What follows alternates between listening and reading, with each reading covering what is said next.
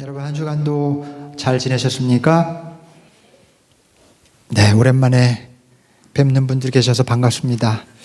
그리고 오늘 날씨가 확 올라가면서 그 봄을 예고하는 듯 하네요. 날씨가 화창하진 않아도 이제 봄이 올 것 같아요. 제가 그 밖에 나오는 싹 나무 새순이나 이런 것보다 제가 더 빨리 봄을 알아채려요. 코가 근질거리면서 재채기가 나오고 제 알러지 선수 중에 거의 탑인 것 같아요. 코가 근질근질하면서 봄이 왔습니다, 여러분. 새 마음으로 또 이렇게 계절이 바뀐다는 게 참 감사한 그런 생각이 들 때가 많아요. 늘 새롭게 또 살아가고자 하는 그런 마음을 주는 것 같아요, 그렇죠? 지난 겨울 또 잊고 또 기지개를 펴고 또 새롭게 살아갈 수 있는 그 저와 여러분이 될 수 있으면 좋겠습니다. 오늘 말씀 우리 같이 한번 보겠습니다. 창세기 45장 3절로 8절까지 말씀, 제가 한 절, 여러분들이 한 절 그렇게 교독하겠습니다. 내가 요셉입니다. 아버지께서 아직 살아계시다고요? 요셉이 형제들에게 이렇게 말하였으나 놀란 형제들은 어리둥절하여 요셉 앞에서 잎이 얼어붙고 말았다.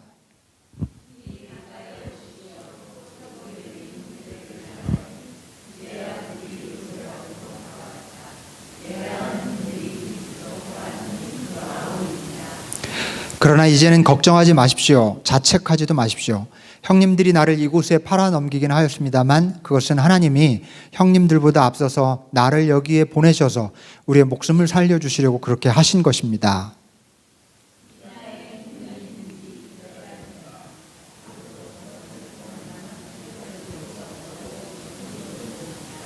네, 자신 있게 읽어주세요. 큰 목소리로. 하나님이 나를 형님들보다 앞서서 보내신 것은 하나님이 크나큰 구원을 베푸셔서 형님들의 목숨을 지켜주시려는 것이고 또 형님들의 자손을 이 세상에 살아남게 하시려는 것입니다.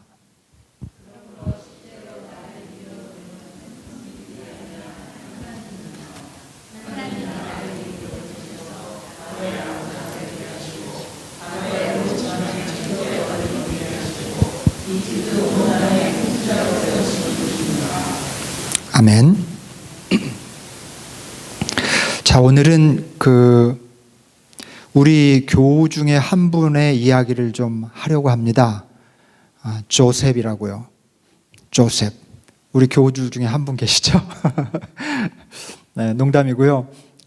우리 교우 중에 한 분이신 분의 이야기가 아니라 성경에 있는 조셉 이야기를 같이 나누려고 합니다. 어릴 적부터 교회를 다니신 분들은 요셉 이야기 수도 없이 들으셨을 텐데, 오늘 좀 다른 한 관점에서 조셉의 이야기를 좀 살펴보려고 합니다. 다 아는 얘기지만 다시 한번 리마인드 하는 차원에서, 그리고 어떤 상황에 놓여져 있는지를 좀 떠올리기 위해서 요셉의 이야기를 잠깐 들려드리겠습니다. 어린 시절에 요셉은 형들의 미움을 받고 깊은 웅덩이에 던져지지요.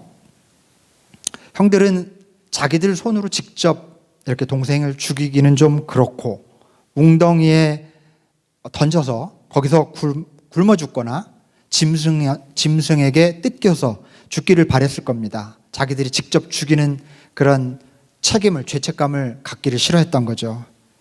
그런데 형제들 가운데 한 사람이 마침 지나가던 미디안 상인들에게 팔면 어떠냐, 이렇게 죽이지 말고 그냥 노예로 팔아버리자, 이렇게 제안을 하면서 요셉이 가까스로 목숨을 구하게 되죠. 그래서 미디안 상인들에게 조셉이 팔립니다. 그리고 미디안 상인들은 이 요셉을 이집트에 노예로 다시 되파는데, 노예로 팔린 요셉을 자기 집 노예로 데리고 간 사람이 하필 이집트의 황제였던 바로의 경호실장이에요. 오늘날로 말하면 누구죠? 보디발이라고 하는 그 경호실장이 조셉을 자기 집에 노예로 데려갑니다. 그런데 너무 스마트하고 성실하고 너무 일을 잘하니까 집안 모든 일을 맡겼죠. 그래서 신임을 얻습니다.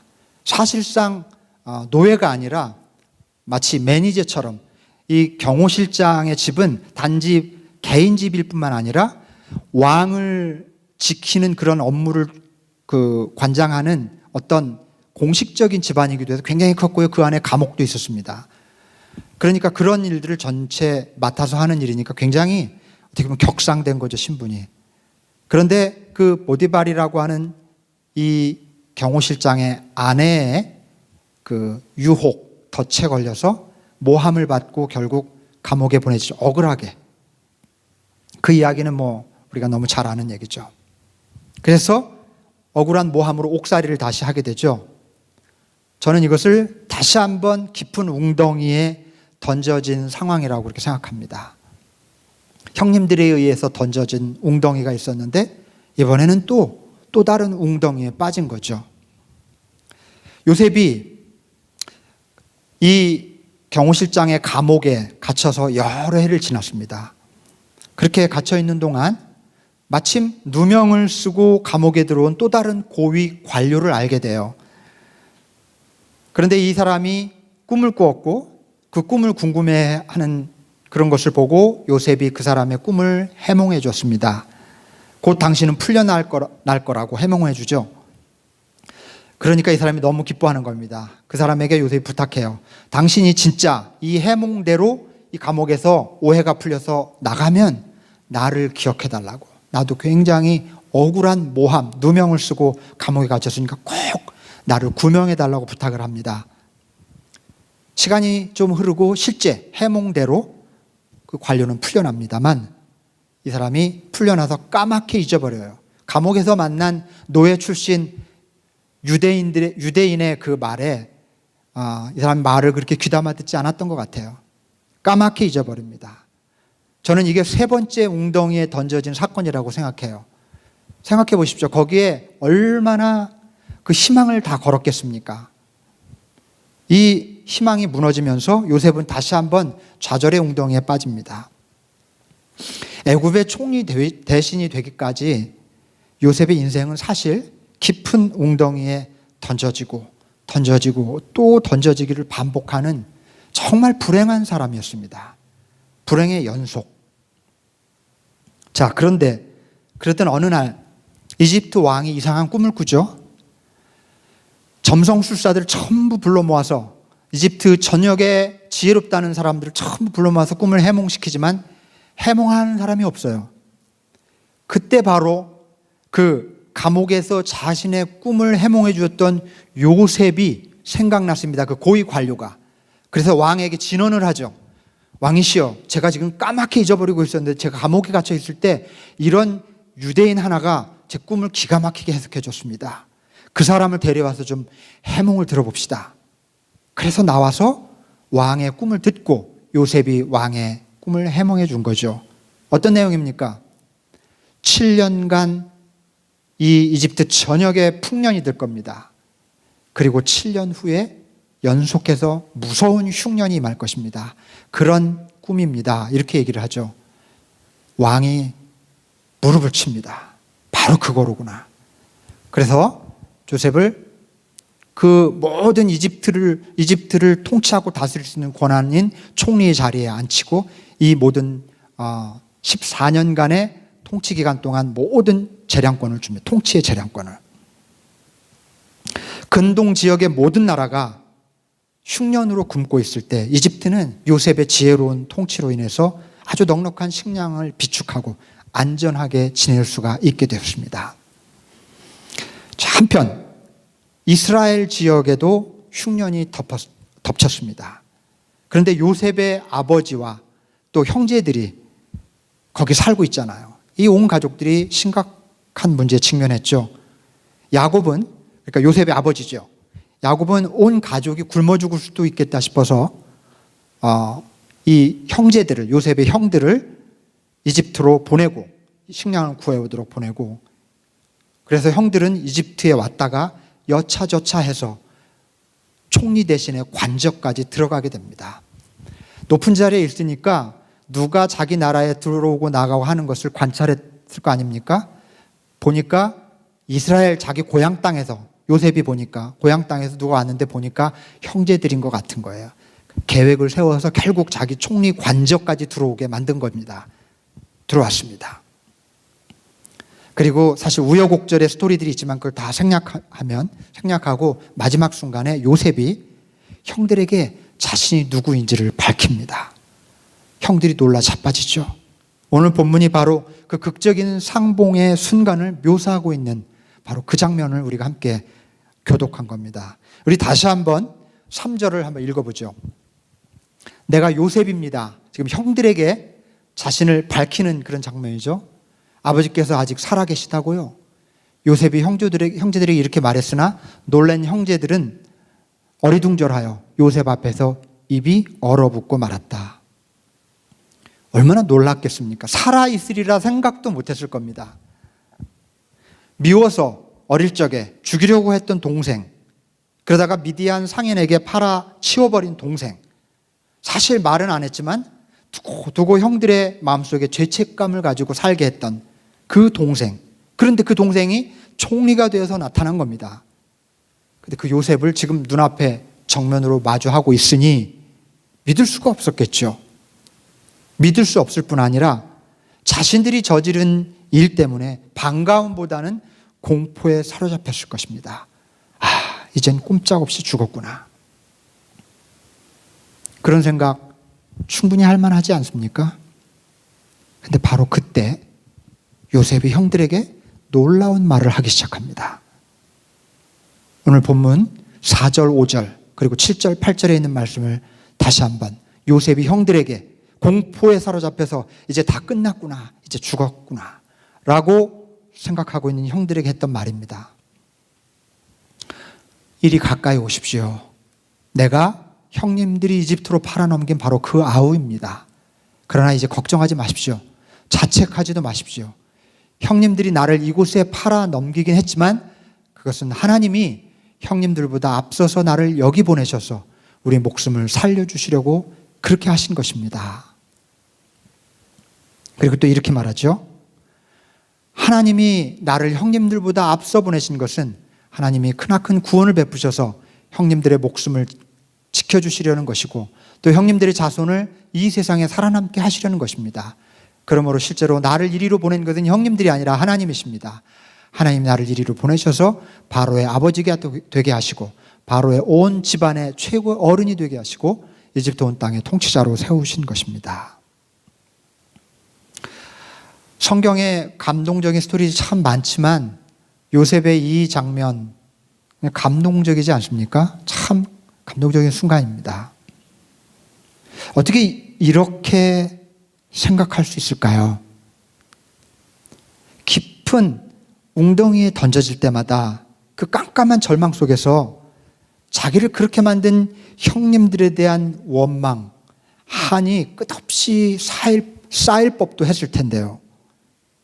겨우겨우 목숨을 부지하면서 고통스럽게 그렇게 살아온 지난 세월을 생각하면 보자마자 당장 쳐 죽여도 분이 안 풀렸을 것 같지 않습니까? 여러분, 요셉은 성인 군자였을까요? 우리는 이 이야기에 감동을 받으면서 동시에 던져야 될 질문이 있어요. 도대체 요셉이 어떻게 이렇게 생각할 수 있고 이렇게 행동할 수 있었을까? 제가 여러분께 좀 여쭙겠습니다. 어떻게 살고 싶으십니까? 만약 여러분이 요셉이었다면 정말 자수성가해서 지긋지긋하게 고통과 괴로움과 끝없는 수렁에 빠지면서도 끝끝내 자기 힘으로 최고의 자리에 올랐고 원수를 내 눈앞에 목전에 두었을 때 당장 탁 처형해버리면 속이 시원했을 그런 행동을 하는 사람이고 싶습니까? 아니면 요셉처럼 이렇게 말할 줄 아는 그런 사람이고 싶습니까? 가만히 생각해 보면 우리 카타르시스를 느끼는 건 앞에 거예요. 그죠? 단칼에 영화 같은 데에서는 그런 장면을 보고 싶어 하죠. 용서하면 김이 새요. 그런데 사실 우리 인생에 어떤 것이 복일까? 한번 생각해 볼 때 영화 같은 장면 말고 내가 궁극적으로 걸어가야 될 길이 무엇인가를 생각해 보면 바로 요셉과 같은 삶입니다. 그렇다면 어떻게 요셉은 이렇게 생각하고 이렇게 행동할 수 있을까 질문할 수밖에 없습니다. 제가 이 말씀을 드리는 게 이제 좀 민망할 정도로 여러 차례 말씀을 드렸는데, 그래도 또 오늘 맥락과 결부해서 또 말씀을 좀 드려야 되겠는데, 제가 어릴 적에 몸이 약해서 이렇게 지금 살고 있는 게 기적이라고 여러 차례 말씀을 드렸죠. 그런데 생각해 보면 사실 그 시절에는 부모님이 고생을 했지 저는 뭐가 뭔지 모르고 그냥 이렇게 자랐습니다. 그때 지금 돼서 돌아보면 야, 나도 참 고생 많았다. 기적 같은 삶을 살았구나. 이런 생각을 하지만 저는 고생한 게 아닌 것 같아요. 저희 부모님이 얼마나 고생했겠습니까? 심지어 제가 그 에너지가 넘치던 20대 중반에 건강 문제로 2년이나 투병 생활을 했을 때, 군대도 못 가고 2년이나 투병 생활을 했거든요. 그때도 그냥 잘 견뎌냈던 것 같아요. 그런데 20년 후에 제가 의욕을 가지고 진짜 열심히 목회하던 40대 중반에 20대 고생했던 그 병으로 또다시 주저앉았을 때는 이번엔 정말 좌절감이 엄습했습니다. 여러 가지 생각이 스쳐갔고요. 하나님한테 삐딱한 마음까지 드는 겁니다. 대체 왜 이러십니까? 차라리 그냥 죽이시지. 이렇게 빌빌거리면서 살게 하시는 이유가 뭡니까? 우리 가족 어떡하죠? 부터 해갖고 도대체 이렇게 빌빌거리면서 살게 하는 이유가 뭡니까? 이런 반항심이 차오르는 겁니다. 목회를 그만두고 스탑하고 한국에 요양차 들어갔죠. 그리고 전라북도 완주에 있는 제가 아는 같이 공부했던 신부님 소개로 어떤 개신교 기도원은 시끄럽잖아요. 조용한 곳이 필요해서 신부님 소개로 수도원에 들어갔어요. 아주 작은 숲속에 있는 그런 조그만 수도원에 들어가서 일주일째 지내고 있는데, 일주일 동안 비가 계속 와요. 계속 오는 겁니다. 그날도 천둥이 어마어마하게 치고 비가 억수로 쏟아지는 한밤중이었는데, 조용히 눈을 감고 묵상을 하고 있는 중에 문득 그런 깨달음이 찾아오는 겁니다. 내가 의욕을 가지고 훨훨 날아올 만한 한창의 시기에, 그렇지 않습니까? 20대, 40대 인생에서 가장 에너지가 넘치는 시기잖아요. 제가 지금 50대인데 우리 어르신들께는 좀 외람되지만 예전 같지 않아요. 예전 같지 않아요. 40대, 20대 최고인 것 같아요. 물론 30대도 그렇지만 30대는 또 스트러글 하는 시기고, 20대, 40대 이 가장 한창의 시기에 두 번이나 이렇게 내 날개를 꺾으시는 이유는 내 안에 접혀져 있는 진짜 날개를 펴주시려고 그러는 거구나. 내가 지금 꺾였다고 생각한 날개는 사실 겉날개예요. 외적인 날개, 임시적인 날개, 한계가 있고 언젠가는 아무 쓸모 없어질 그런 날개. 그 날개를 굳이 이렇게 쳐서 나를 이렇게 괴롭게 하시는 이유는 괴롭게 하는 게 아니라 내 안에 영원한 날개, 정말 가치 있는 내면의 날개를 펴게 해주시려고 그러시는 거로구나 하는 그런 깨달음이 오는 겁니다. 가짜 날개로 헛되게 날다가 곤두박질 치지 말고 진짜 날개로 정말 날아다니는, 훨훨 날아야 된다고 하나님이 이렇게 내 인생을 이끌어 가시는구나, 그런 깨달음이 오는 겁니다. 여러분, 제가 이 말씀 나눈 적 있죠? 다 까먹으셨군요. 다행입니다. 처음 들으시는 것처럼 보시는데. 근데 여러분, 이거는 제가 묵상하는 가운데 이렇게 깨달은 거잖아요. 근데 다른 말로 하면, 그냥 일반적인 언어로 말하면 그냥 interpretation, 해석이라고도 할 수 있어요. 내 삶에 거듭 일어난 불행한 사건들을 제가 해석한 겁니다. 대체 이게 뭘까? 왜 나한테 이런 일들이 일어나는 걸까? 그냥 우연히 2번 20대, 40대에 이런 일들이 나한테 일어난 걸까? 하나님의 어떤 계획이 있는 걸까? 만약에 그렇다면 하나님 내게 왜 이러실까? 이런 질문을 던지면서 내가 해석한 겁니다. 신앙적으로는 영적인 깨달음 이렇게 말하지만 세속적으로 혹은 일반적으로는 인터프리테이션이에요. 여러분, 우리에게 일어난 어떤 불행한 사건, 꼭 사건이 아니어도 내 삶의 현재 상황이 지금 불행하다고 할 때 이것을 해석하는 2가지 길이 있어요. 사실 단순하게 생각하면 하나는 있어서는 안 되는 일이 나에게 벌어졌다라는 관점에서 해석하는 길이 있고요. 다른 하나는 이건 나에게 일어나야 할 일이 일어났다라고 해석하는 겁니다. 사실 이 2가지 범주로 다 요약돼요. 어떤 일에 대해서 여러분이 반응하든 해석하든 결국 보십시오. 이건 있어서는 안 되는 일이 나한테 일어났네. 이렇게 반응하거나 해석하거나 나한테 일어날 일이 일어났구나 라고 해석하거나 둘 중에 하나입니다. 그런데 가만히 생각해 보십시오. 만약 내 삶 속에 불행한 일이 일어나고 정말 원치 않는, 좋지 않은 일이 일어났을 때 이렇게 첫 번째 방식으로 해석하면 정말 이건 있어서는 안 되는 일이 일어났네 이렇게 해석하잖아요. 불행해집니다. 굉장히 마음이 무겁고 견디기 어려워져요. 근데 대부분 먼저 이렇게 반응합니다. 먼저 이렇게 해석해요.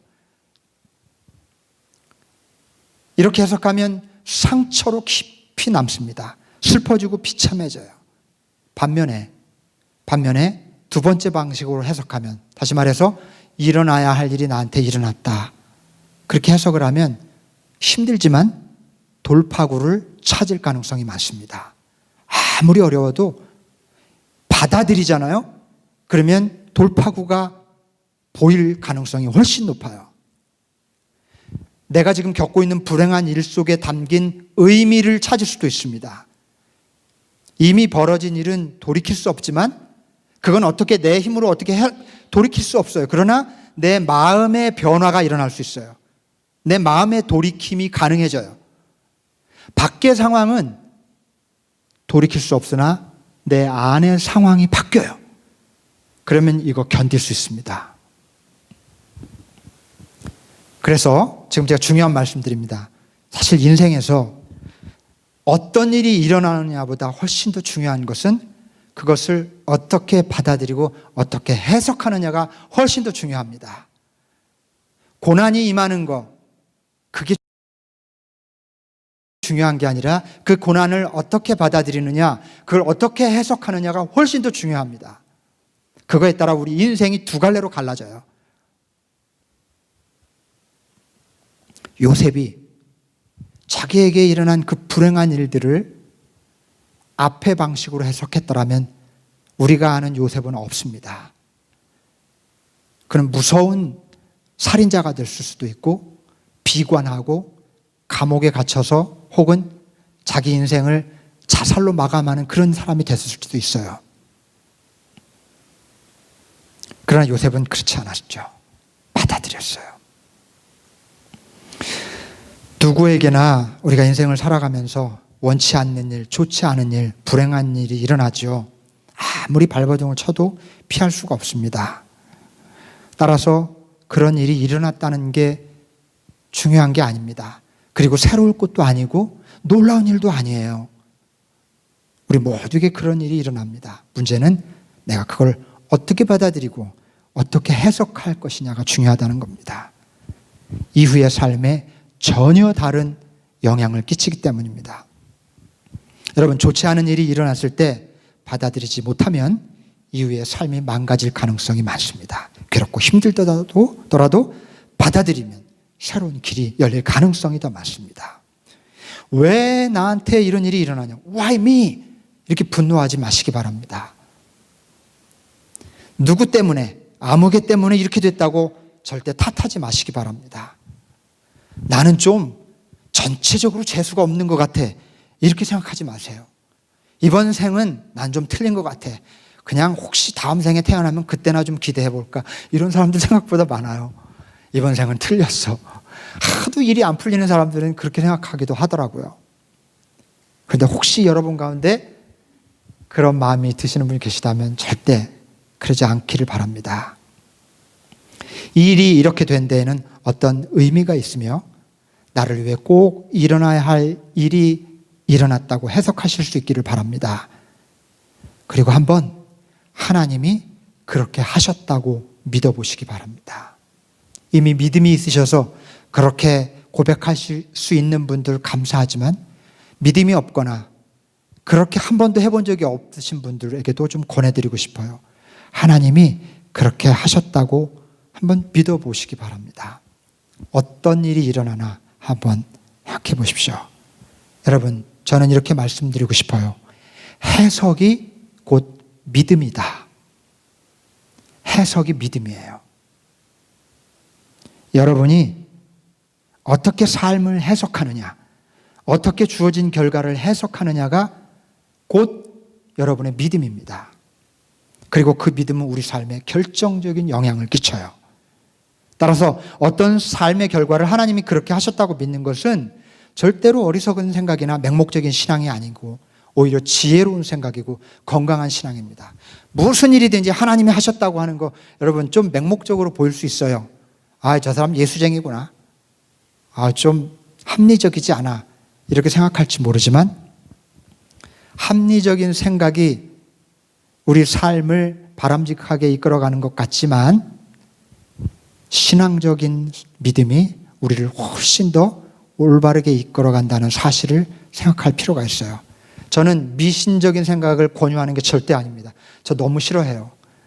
저 합리적이고 또 아주 상식적인 생각을 좀 우리 신앙인들이 많이 해야 된다고 강조하는 편입니다만, 그러나 아주 궁극적인 삶의 본질적인 문제와 씨름할 때, 그럴 때 믿음이 필요해요.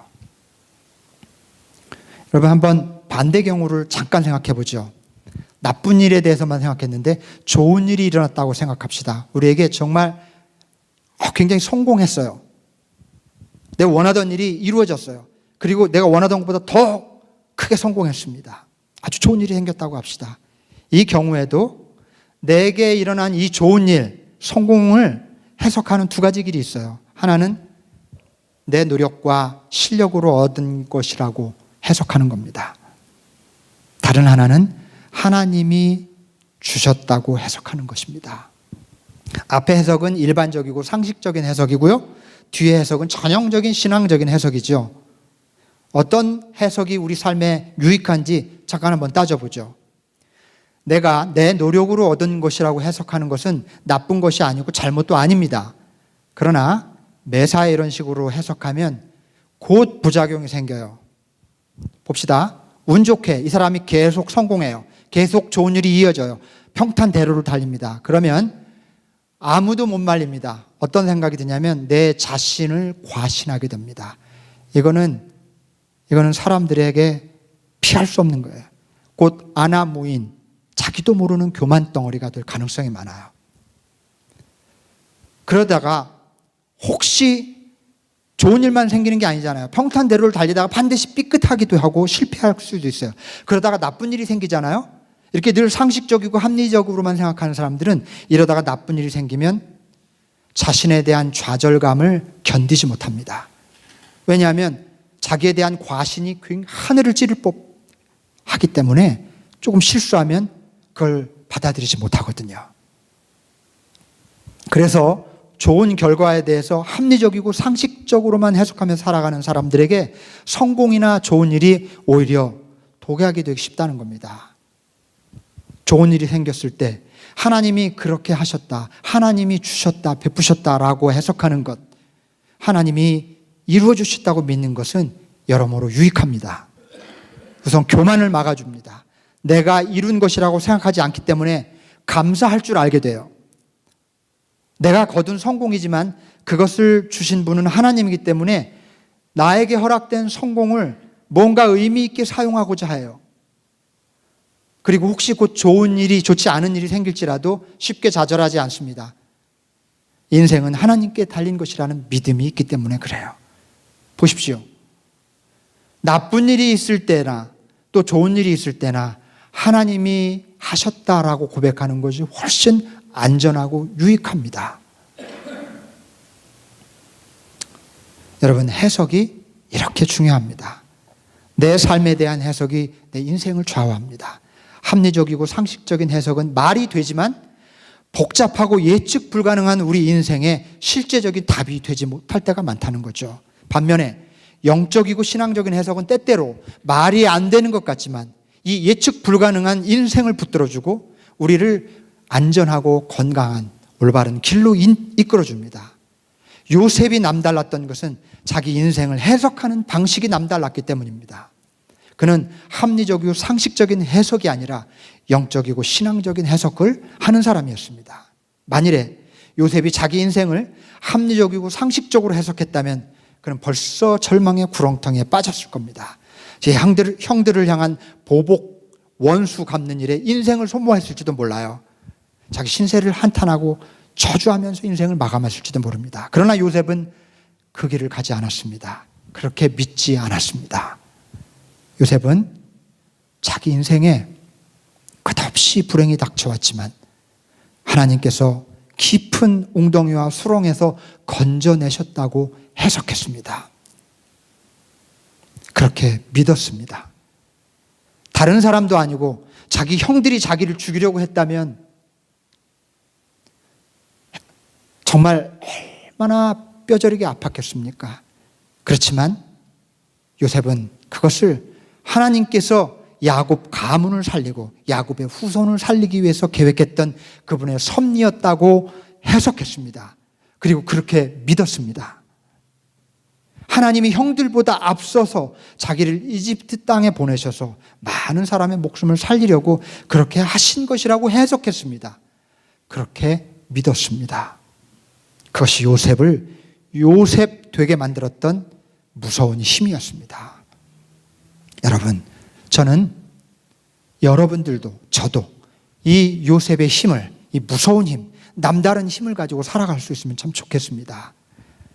똑같이 불행한 일을 겪어도 어떤 사람은 좌절하고 무너지는가 하면 어떤 사람은 자기 자신을 돌아보면서 다시 천천히 일어설 줄 압니다.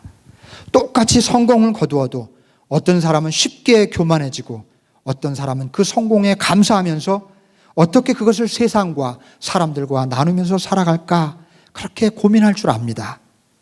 해석이 다르기 때문이에요. 믿음이 다르기 때문입니다.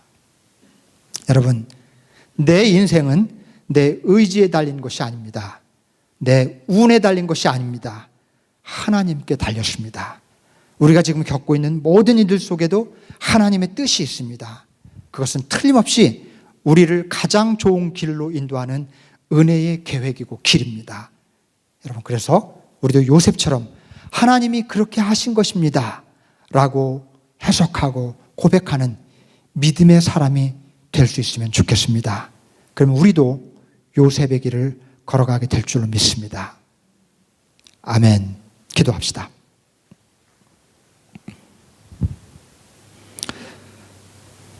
은혜의 하나님, 우리의 삶이 요셉처럼 기구하고 파란만장하지 않을지는 몰라도 그리고 우리들도 저마다의 삶 속에 파란만장함과 참 굽이굽이 끊임없는 웅덩이와 수렁에 빠졌다가 다시 지금 이 자리까지 나오게 된 것임을 알게 됩니다. 그 깊은 수렁에서 그 웅덩이에서 건져낸 것은 운이 아니라 하나님께서 건져내신 것이라는 하나님, 그 믿음을 우리에게 허락해 주시옵소서. 내가 내 운으로, 내 능력으로, 내 실력으로 여기까지 온 것이 아니라 하나님이 인도해 주셨다고 고백하게 하여 주시옵소서. 이 믿음의 고백이 결코 비합리적인 것이 아니며 비상식적인 것이 아니고 오히려 우리를 가장 바른 길로 안전하게 이끌어준다고 하는 사실을 다시 한번 기억하게 하시면서 우리도 요셉처럼 하나님이 그렇게 하셨습니다 라고 고백하는 믿음의 자녀들이 다 되도록 인도하여 주시옵소서. 우리 주 예수 그리스도 이름으로 간절히 기도하옵나이다. 아멘.